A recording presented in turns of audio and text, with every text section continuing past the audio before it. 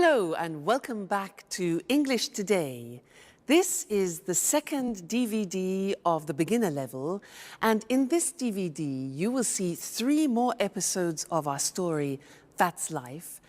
And then in our special TV programs there will be a debate about low-cost airlines and an interview with a sports expert about football training. Then, in the grammar section, we will study the simple present, frequency adverbs, some and any, there is, there are, and also making suggestions. Now remember, if you have problems understanding anything, use the subtitles. Okay, so enjoy studying and have fun.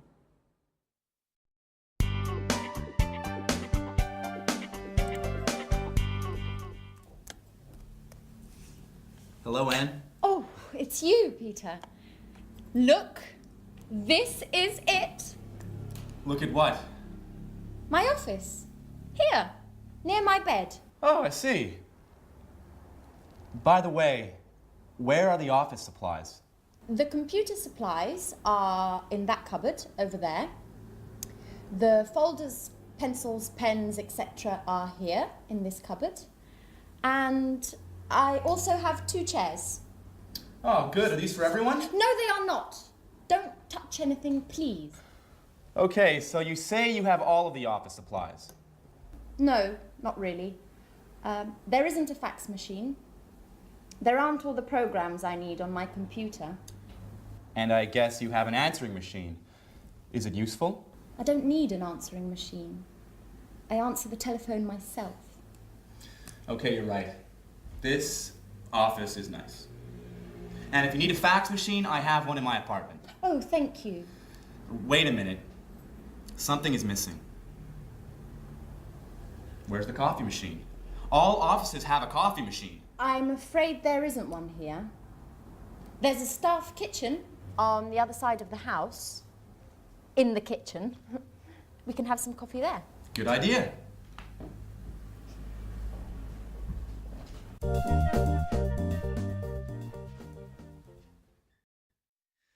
Hello and welcome back to English Today. How are you? Now, in that last episode of That's Life, did you notice that Anne described her office? And the most important thing for Peter was what? The coffee machine.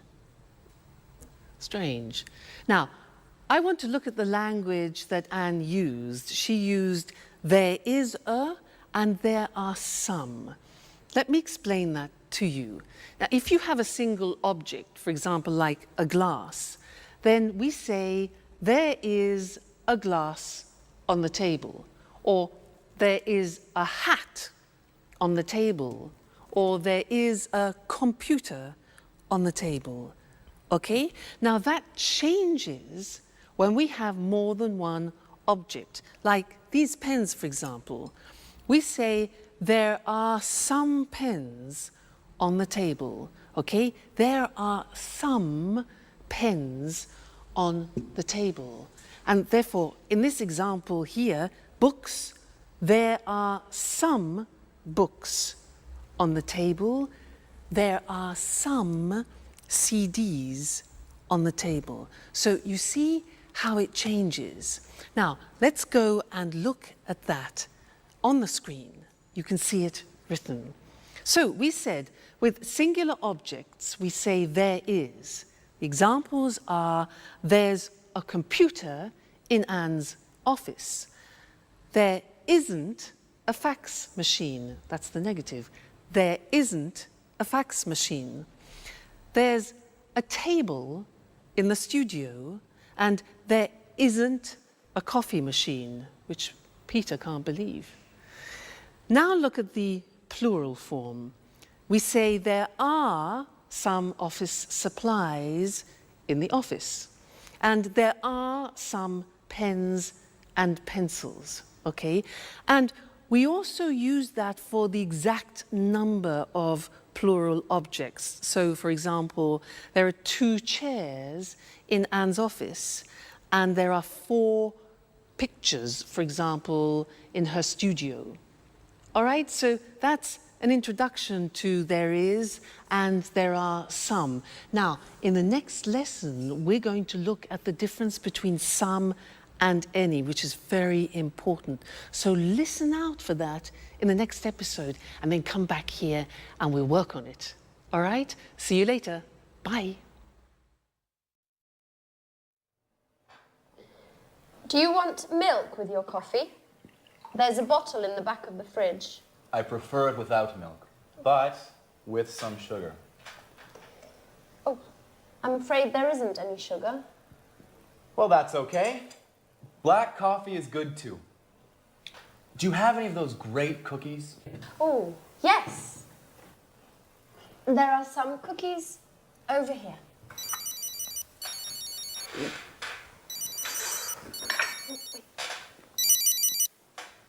Peter speaking. What? An audition? No, not at all. I'm free. Great. Bye. Well, finally, an audition. Wonderful. When? Next Monday at the Opera Theater. These cookies are fantastic. Are there any more? There are some more in the box. Thank you. Bye, Anne. Time for music. Hey! Take your dirty napkin away from my kitchen.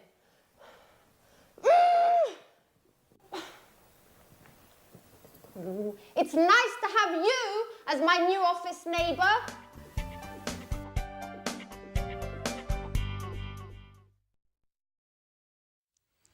Hi again. Anne's a bit difficult, isn't she? Yeah. Now, this is a lesson about some and any. Remember, Peter said, "Can I have some coffee and some biscuits?" Well, I want to talk to you about that right now. Now, in order to understand some and any, we have to understand the difference between countable objects and uncountable objects. So, these things here are ingredients to make a wonderful English lemon cake. Let's divide them into countable objects and uncountable objects. Let's start with these. Now, these are lemons. Countable means you can count them. Uncountable means you can't count them. Can you count these? Yeah, 1, 2. So these are countable. So there are some lemons. Now, what about these? These are nuts. Can you count these? Yeah, 1, 2, 3, etc. So they are also countable. So we say there are some nuts on the table. Now, what about this? This is marmalade. Now, can you count marmalade? Well, you can count the container, but not the marmalade inside. So this is uncountable, and we say in English, there is some marmalade. It's a singular verb. So we put it here, it's uncountable. Okay? Now, let's look at this. What's this? This is salt. Salt. Now, is this countable or uncountable for you? Countable or uncountable? Well, it is very difficult to count all the little bits of salt. So this is uncountable. We put it here, all right? Now, next thing, these two, eggs. Countable, uncountable, 1, 2, countable. There are some eggs. This here is spices. Spices. Now, these you can count. So we say there are some spices. What about this? Milk. You can count the bottle, but can you count the liquid? No. So all liquids are uncountable, and we say there is some milk. There is some milk. So singular verb. Put that there. Now, what have we got here? Butter, butter. Can we count that? Well, we can count a packet, yes, but the butter inside? Exactly, no, we can't count butter. So there is some butter, we put it here. Good. Now, what else have we got? Flour. You know, flour we use to make pizza, to make cakes. Is that countable? Exactly, it's not countable. It's like salt, like sugar, like coffee. So we put this here, uncountable. And the last thing, this. What's this? Water. Is water countable? No, it's not. So water goes with the uncountable. There is some water. It's quite difficult, hey? Let's look at the screen to see that written, all right? And we will do a general summary. So we said countable objects in the plural. In the positive form, we say there are some lemons on the table. There are some CDs on the table. There are some eggs on the table. So that's countable. Now the negative is there aren't any, we use any, there aren't any cigarettes on the table. There aren't any biscuits, important, any for the negative. There aren't any magazines, for example, all right? Now, questions. Here again, we use the word any. We use any in the negative and any in the questions. So, are there any glasses on the table? Are there any books on the table? Are there any pens? All right, so some in the positive, any in the negative, and the question form. Good. Now, let's move on to uncountable objects. These ones here. The examples are, there is, singular verb, some sugar on the table. There is some flour on the table. There is some water on the table. Okay? Negative, again, we use any. We say there isn't any bread on the table. There isn't any wine, a liquid, on the table. There isn't any chocolate on the table, all right? Questions, again, with the singular verb and any. Is there any money on the table? Is there any pasta? Unfortunately not. And is there any beer? Okay? Now, I want to add one more thing to this lesson, and it's the words this, that, these, those. Let me explain. With one object, you say this CD when it's close to you, this CD. But when it's distant from you, far away, you say that CD, this, that. All right? We hear this very often. Let me take two, plural. Now we say these CDs. When they're far from you, we say those CDs. Okay? So these, those, one, this, that. Let's see that on the screen. So this book, plural, these books when they're close to you, and that chair, for example, and those chairs when they're distant from you. That's a big lesson, hey? There's a lot to remember. So we have some and any, countable and uncountable, this, that, these, those. Whew! You have a lot to do at home to study there. Anyway, no problem, because you're great students. So we'll meet again in the studio very soon for some more English. Take care. Bye for now.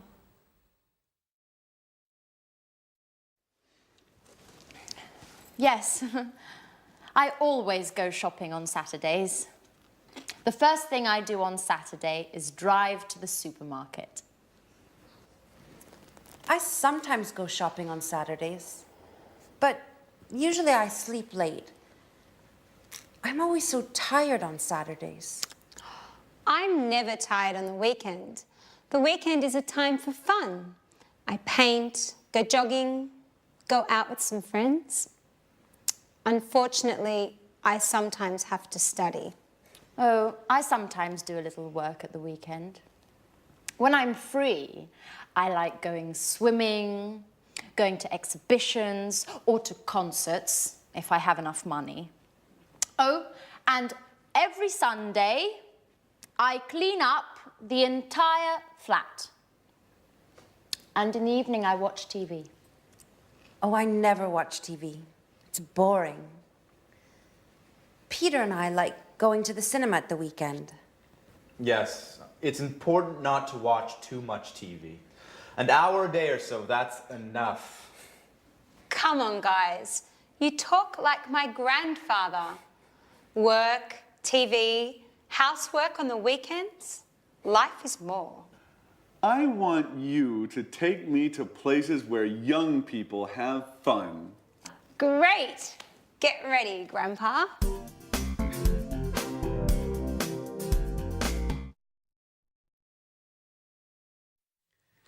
Hello and welcome back again to English Today, your live English language program. Now, did you notice how Anne said that she loves going to concerts and exhibitions, but she doesn't have enough money? Now, this word enough, it's written E-N-O-U-G-H. The pronunciation is enough. What does it mean? Let me show you. I have a ticket here for a concert, okay? This is 45 euro. 45 euro. Now, I have 40 euro here. 40 euro, 45 euro for the ticket. It isn't enough. It means it's less, it's not sufficient. It isn't enough. No ticket, no concert. So, happens. Like Anne, poor Anne, not enough money. Now, another example, you ask me, can I have a glass of water? And I say, sure. So, here you are. You say, what? Excuse me, it's not enough. Not enough, it's not sufficient. Oh, I say, okay, fine. So, glass of water, here we go. And you say, oh, it's too much. Too much. Now, that is the opposite. When something is in excess, it's too much. Let's go back to the ticket. For example, imagine that the theatre ticket has a discount. Now it only costs 30 euro. 30 euro. I've got 40 euro, which is too much. In excess, too much. But that's great. That's not a problem. That's great. I can go to the concert. Okay? So that's enough, too much. Now, one more word. It's a small word, and it's so. When do we use so? If I say to you, you are so intelligent, that describes an emphasis. You are so intelligent. You could also say, the glass is so full, okay? So is to express an emphasis of something. So, we've studied enough, too much, and so. Let's look at those on the screen now to help you, okay? Enough, pronunciation, enough, when something isn't sufficient. There isn't enough water in the glass. There isn't enough money. Then we can also use it with an adjective. The glass isn't full enough. After an adjective, it isn't full enough. Let's move on to 2 when we talk about something in excess. So, there's too much water in the glass. There's too much money. Great. There are too many coins. Now, many is because we use it with countable things. There are too many coins. We can use it with an adjective. For example, the ticket is too expensive. The glass is too full. All right? Then the last thing was so. When you want to emphasize something, the ticket is so expensive. The glass is so full, or you are so intelligent. Fantastic. So that's the end of this lesson. Remember, enough, too much or too many, and so. That's it for now, and I'm going to see you again extremely soon. Take care. Bye.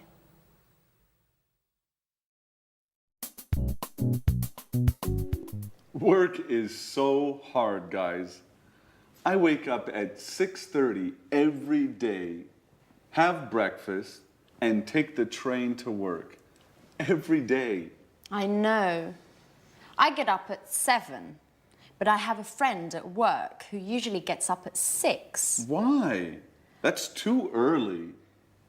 It takes him an hour to drive to work. Wow, that's a long drive. Yes. But he lives in the country. I think he's lucky.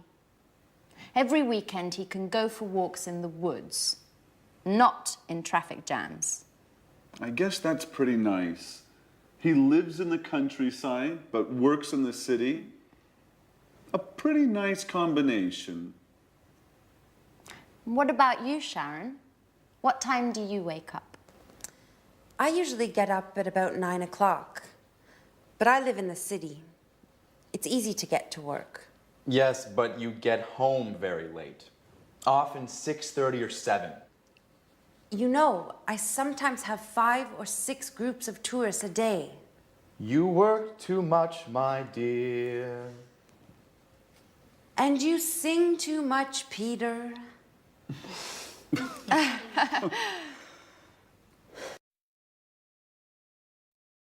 Hello again, and how are you? Now, from that last conversation, we learned that Sharon works too much and Peter sings too much. How about you? Do you work too much? What time do you get up in the morning? 6:45? 7 o'clock? 7:15? 7:30? Well, I'm going to describe my typical day, and I'm going to use the simple present to do that. All right? Well, first, I wake up at 6:45, but I don't get up.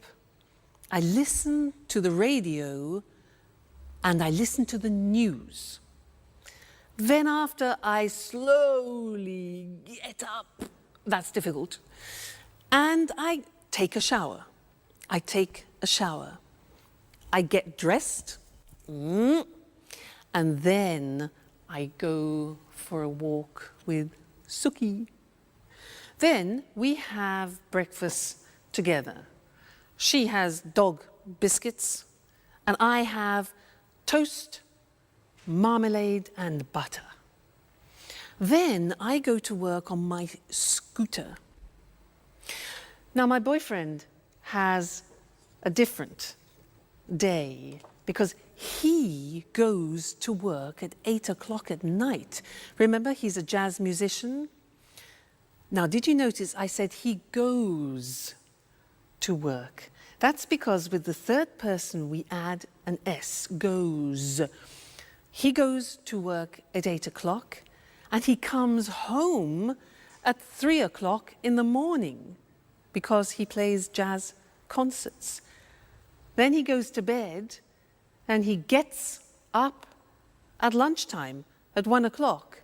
So we meet at dinner, which is you know, we don't have much time together, but that's life. Now that was the simple present tense, and now we're going to see that on the screen. Very, very important, this grammatical form. So, I work, you work, he, she, it works, she works, it works, we work, you work, they work. Now, very often you forget to put the S on the third person, so I have another teaching assistant who will help you to remember, Mr. Snakes. He is here to help you remember to put the S on the third person. So listen, I work at home, you work every day, he works at night, she works in an office, it works all week, we work together, you work full time, they work at weekends. So remember, it's not difficult, the simple present in English. I work, you work, he works, she works, it works. Don't forget, Mr. Snake, don't forget the S, the third person. All right? Good. Now, listen to the next episode and try and pick out words like often, sometimes, occasionally, because we're going to study those next. All right? Go and have some fun. Bye. Alice, I bet you don't wake up at 6 o'clock every day. Tell us something about your typical day at university. Well, I sometimes have classes in the morning, but I usually have classes in the afternoon. On Mondays, I always attend lectures in the morning. And where do you study? I usually study in the library, but I sometimes study at home too, when I don't have classes in the morning. My friend David also studies at your university. Do you remember him? David Leary? Yes, I occasionally see him in the library and sometimes in the park. In the park? Doing what? He likes studying there. He takes his books, finds a nice park bench and reads there. Not a bad idea. You can study and enjoy nature at the same time. Yes, I like the park too. Unfortunately, I often need books that are in the library. And what about lunch? Do you usually make sandwiches and take them with you?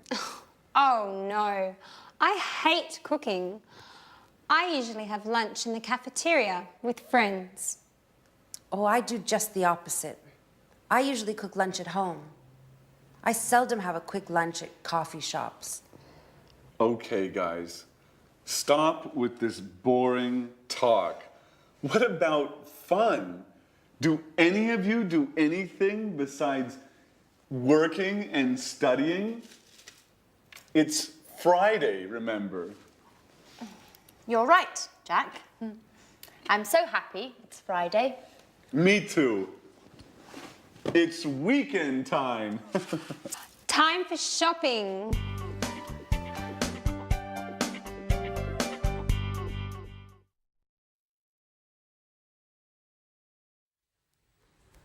Jack really knows how to provoke Anne, doesn't he? Did you notice those words? Sometimes, always, occasionally? Because we're going to study those now. And in English, they're called the frequency adverbs. And we usually use them with the simple present tense. And they describe how many times you do actions, frequency adverbs. Now, to help me introduce them, I have another teaching assistant. This is, ta-da, Mr. Dinosaur. Mr. Dinosaur is here to help you with the frequency adverbs. Dinosaur, D-I-N-O-S-A-U-R. Now, let's see at the screen how Mr. Dinosaur is going to help you. Well, look at the screen. Now, we're talking about adverbs of frequency, things which describe how often you do something, like habitual actions. Dinosaur. Look at the screen. We have D-I-N-O-S-A-U-R. Now, these letters represent a frequency adverb. Let's see if you can find them. What do you think O is? When you do something a lot. Yeah, often. O is often. What about N? When you do, N is never. Good. N is never. What about A? Something that you do a lot. A is always. Good. What about S? S is sometimes. Very good, sometimes. Now, U is for usually. Usually, it's a habit. What about R? R stands for rarely. That's difficult to pronounce. Rarely. And the last one, look at the top. We've got D. Monday, Tuesday, Wednesday, Thursday, Friday, Saturday, Sunday is a bit strange, this. Every day. All right, so those are the main frequency adverbs. Every day, never, often, sometimes, always, usually, rarely. You notice sometimes is also the same as occasionally, and rarely, another way to say rarely is seldom. Okay, now, the important thing about Mr. Dinosaur and the frequency adverbs is where to put them in the sentence. Now, look at the examples. We put them in front of the main verb. So, I never go out. You always arrive late. He usually gets up at 7. She rarely plays tennis. It often rains in England. We sometimes watch TV. You occasionally drink wine. And the last one is different. Every day they drive to work. Usually every day we put at the beginning. But the others are always before the main verb and after the subject. Now, one problem. There is an exception to the rule, which is typical of the English language. And what is the exception? The exception is the verb to be. The verb to be is always an exception in English. Let's see how that works. Look at the example. He isn't often late. We are sometimes in a hurry. You see the position. The position of the frequency adverb is after the verb to be, not before. And that's the rule. So he isn't often late. We're sometimes in a hurry. They're never at home. And I'm always tired. So those are the frequency adverbs, very important, and we use them to describe our habitual actions. Now, in the next episode of That's Life, listen for this word, enough. Enough. It's a very strange word, because we're going to talk about that in the next lesson here in the studio. So, go and see That's Life. Bye.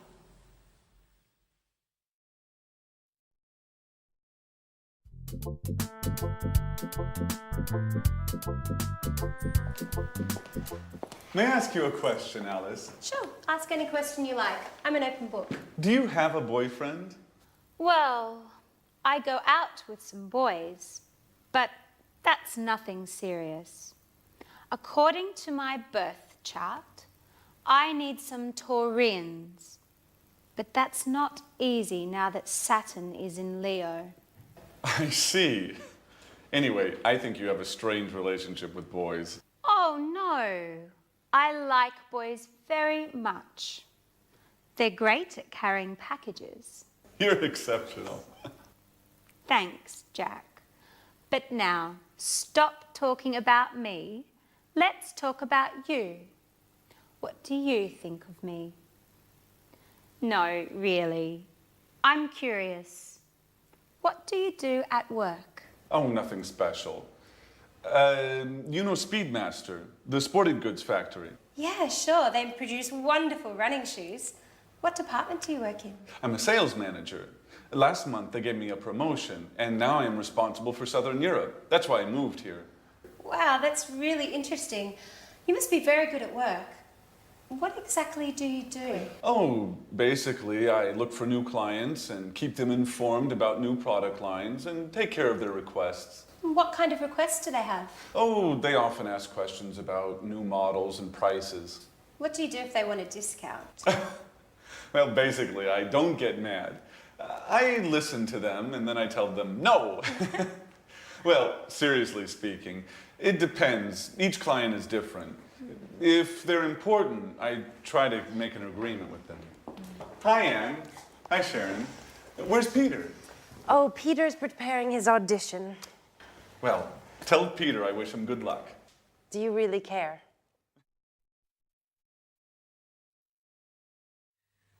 Hello and welcome back to English Today for some more live English. Now, Jack, does he really care for Sharon? I think he does. Let's ask Mr. Monkey. Mr. Monkey, does Jack really care for Sharon? Mr. Monkey. Yes, he agrees, he cares. Now, in that episode, there were a lot of questions, and I want to practice that with you now. And to do that, we are going to have a quiz. I am going to change profession. I am no longer an English teacher. I have a different job. I will ask 10 questions. I will give the answers, and you must guess my new job. Now, if you guess it correctly, I will play a flight for you to go to London for a romantic weekend. How about that? Flight to London? So 10 questions. Listen carefully. Number 1. Do I work in an office? No, I don't. Number 2. Do I work outside? Well, yes, actually, I do sometimes work outside. Next, do I have special qualifications? Oh, yes, I have special qualifications for my job. Okay, next one. Do I work at weekends? Yes, I do, actually. Most weekends I work. So, I don't work in an office. I work outside sometimes. I have special qualifications, and I work at weekends. Okay, next one. Do you travel a lot? Oh yes, I travel everywhere. I travel to America, to the Far East, around Europe, a lot. Do you earn a lot of money? Oh yes, I earn a lot of money. Next question, do you use your hands when you work? Yes, I do. I use my hands and I also use my feet. Very important.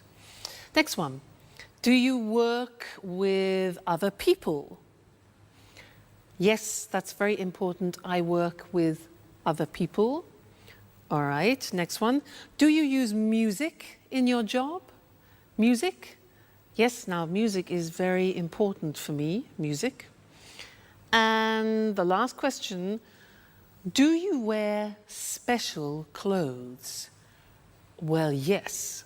For my job, I have special clothes, I have special shoes, particular shoes, and I do my hair in a special way.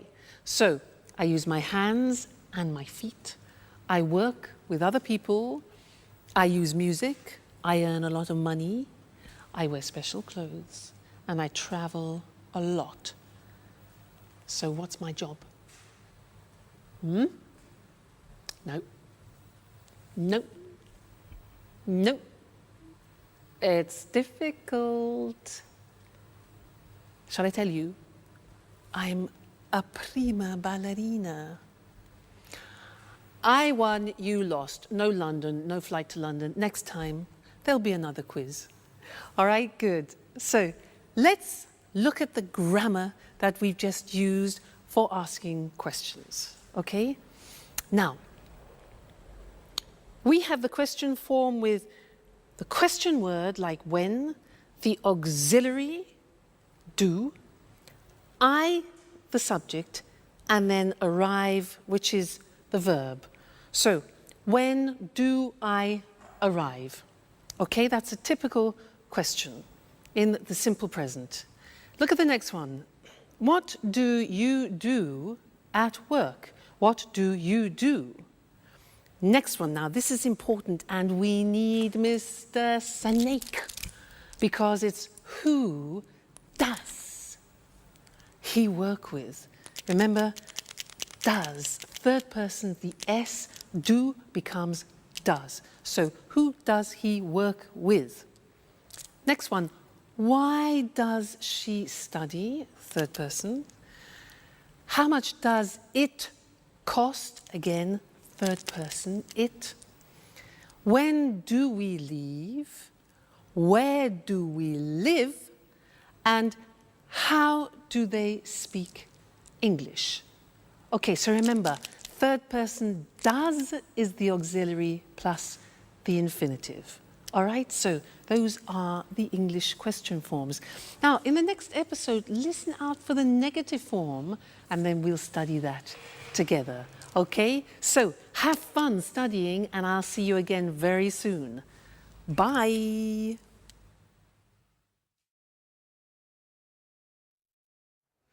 Oh, girls, we're talking about jobs.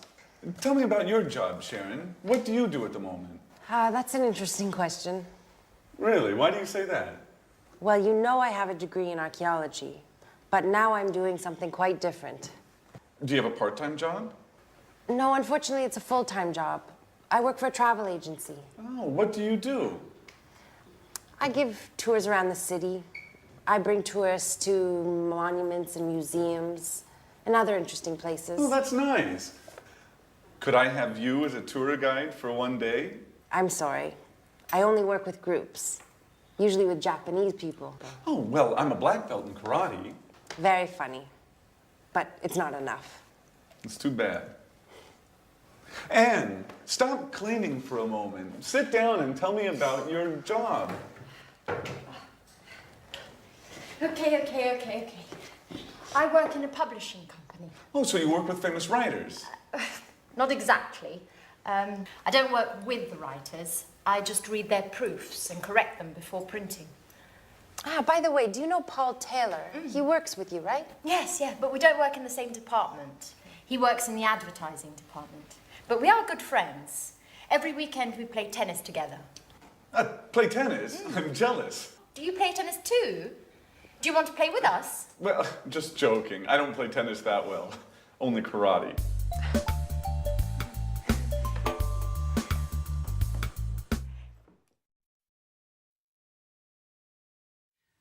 Jack, I don't play tennis very well. I only do karate. He doesn't play tennis very well. It's easy. Men. Now, anyway, it was a good example of the negative of the simple present tense. I don't play tennis very well. Now, I'm going to tell you my typical day again, but in the negative, and listen to the grammatical form, okay? I don't wake up at 6:45. I don't get up after.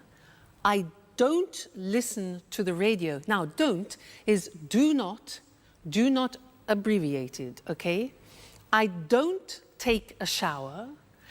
I don't have breakfast with Suki, and I don't have dog biscuits.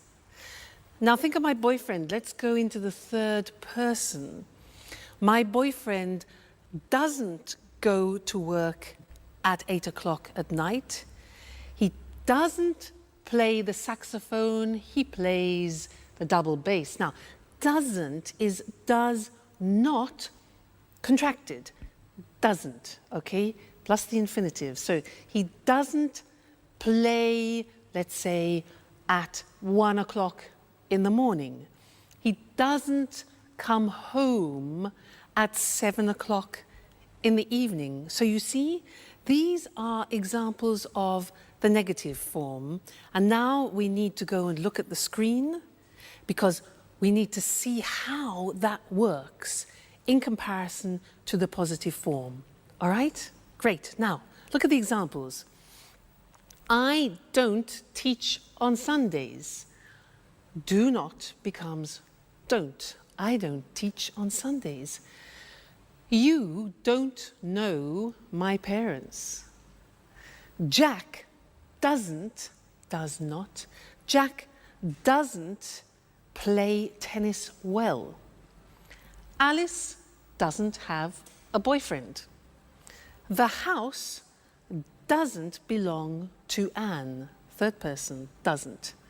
We don't work part-time. You don't know Anne's aunt. And Alice and Sharon don't live together. All right, so now we have studied the positive form, the question form, and the negative form of the present tense. So a whole world opens up for you, okay? Well, you just keep studying and we'll meet again here for another live show very soon. All right, take care. Bye.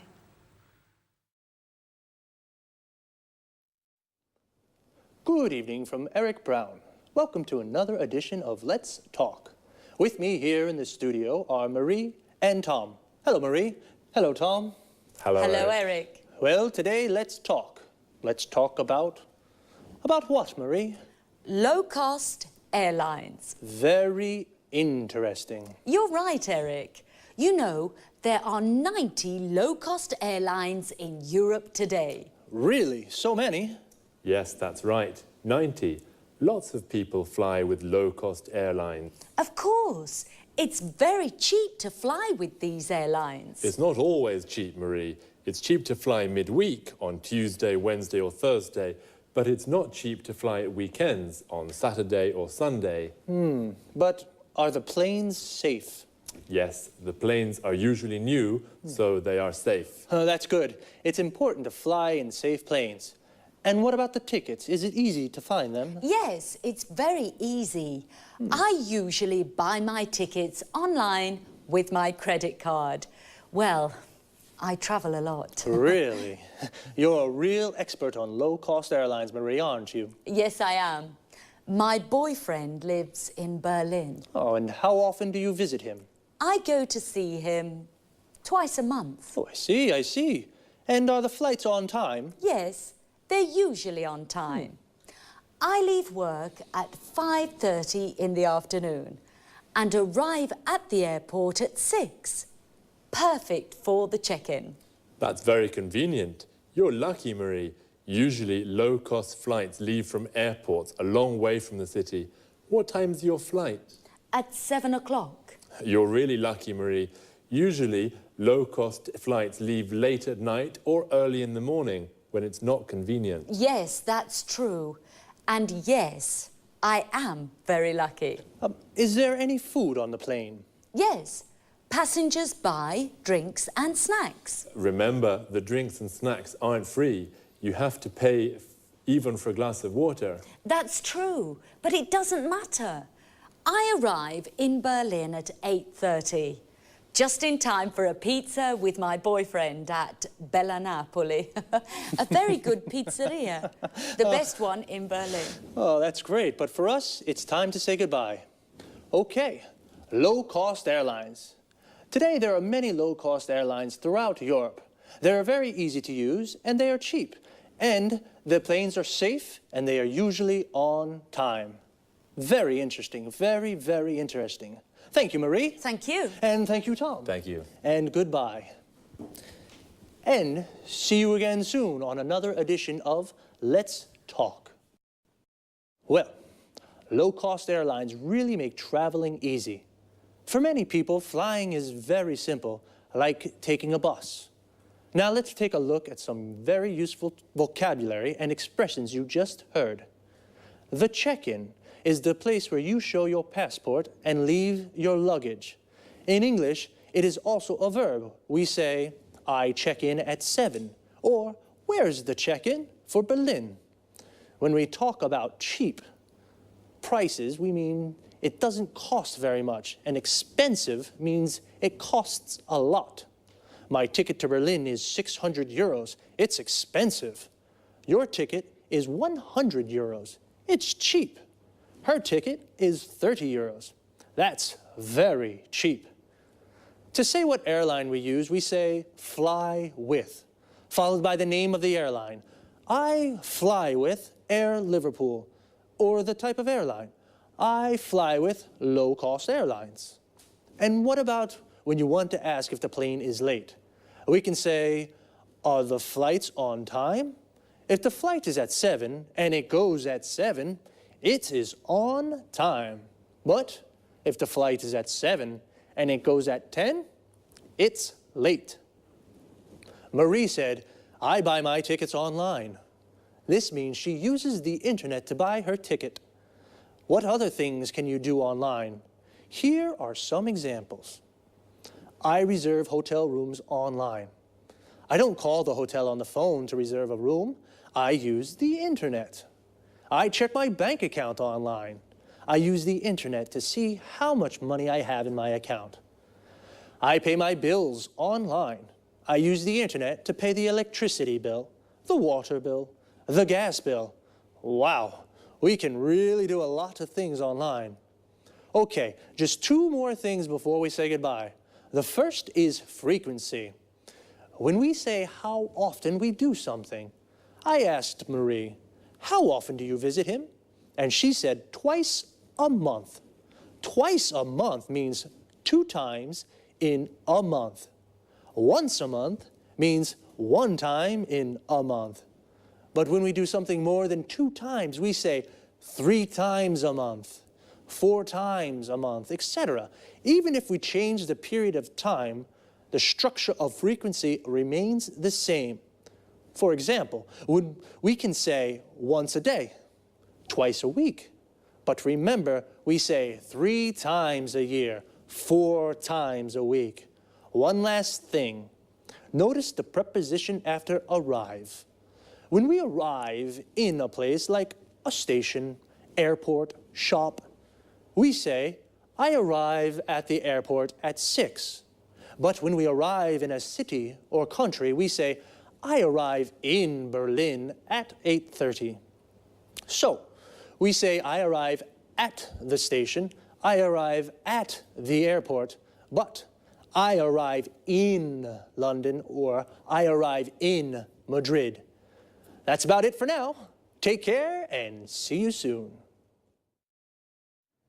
Good afternoon to everyone. Welcome to Sports Special, the program dedicated to all sports and all sports fans. I'm Eric Brown. In the studio with me is John Forbes, our sports expert. Well, John, what are you talking about this afternoon? Football. Great, my favorite sport.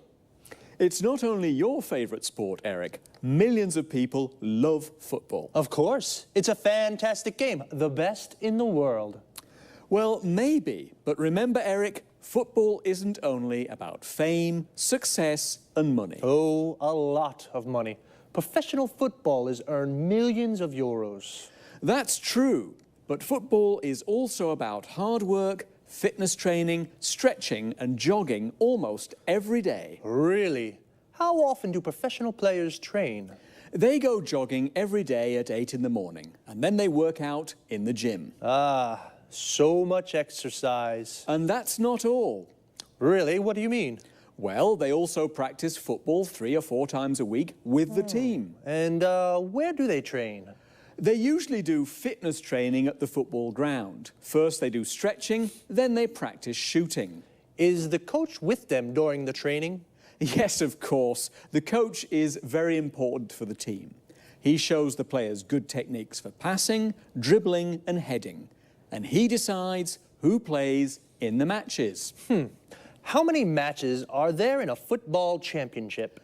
30, more or less. You know, football championships take place in the winter, usually from September until June. And when do they play matches? At weekends, but the big clubs also play during the week for the European Cups. Oh, championships, European Cups, training. Footballers are very busy. Yes, they are. The only time they rest is in the summer. Well, holidays only in the summer, but what about fun? For example, can the players have a beer after a match? Of course, Eric, especially if they win. A beer is a perfect way to celebrate a victory. Well, a footballer's training routine is very hard, but it is very rewarding too. Okay, thanks to our expert, John Forbes. And goodbye to all football fans and sports lovers. See you again soon for a new edition of Sports Special. First of all, football and soccer are the same thing. Football is the British word, and soccer is the American form, but they are exactly the same thing. So, let's take a look at some of the vocabulary we use to talk about football. Do you like football? If you do, then you are a football fan. Like me. Do you support a team? I support Inter. We say that we support a team when we are a fan of that team. So, what is a team? It's the group of players that play together. For example, Manchester United is a football team. A person who plays football as a job is called a professional footballer or a professional football player. Footballer and football player are the same thing. A football player is a footballer. And every team has a coach. A coach is the person who prepares the team. He teaches techniques and how to play well. So, 11 football players make a team, and when two teams play against each other, they play a match. But as John told us, footballers don't only play matches, they do a lot of training. Training is all the exercises they do to prepare for matches. We can say, footballers do training, or footballers train. Training is the noun, and train is the verb. And what do they do when they train? John said a few. They work out in the gym. They do stretching. They go jogging. And they practice football skills. John also mentions some of the skills or techniques that footballers practice. Passing, which means to pass or kick the ball to another player. Dribbling, which means to move the ball forward with the ball. Shooting, which means to shoot or kick the ball into the goal. And heading, which means to hit the ball with your head. It's a lot of hard work. I think they definitely deserve a beer when they win. Well, that's all from me for now. Take it easy. See you next time.